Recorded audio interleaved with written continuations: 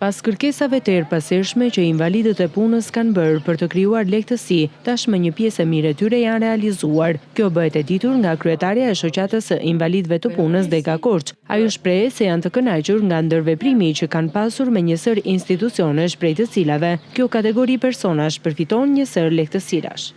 Ne janë zgjidhur dhe shumë probleme të tjera për invalidët, do me thënë duke shkurtuar radhët, për ilaçe kemi pasur indeksime, për probleme do me thënë karrocat, rampat, këto në bashkëpunim me bashkinë kemi pasur edhe lehtësira. Llafi ton nuk ka vajtur në vesh të shurdhur. I cashton se në ndihmë ka ardhur dhe indeksimi i pensioneve. Kemi shumë vite që i drejtojmë Ministrisë të Financave për këtë problem dhe më në fund e realizuam këtë gjë.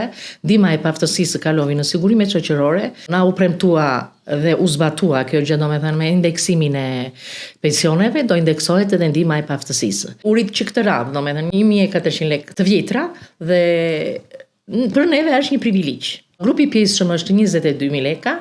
Gjithmonë me të vjetra pollapos, grupi plot është 33.000 lekë, 43.000 lekë është aksidenti edhe paftësia në punë është 27. Shoqata e invalidëve të punës Dega Korç numëron rreth 6.000 anëtar në nivel qarku.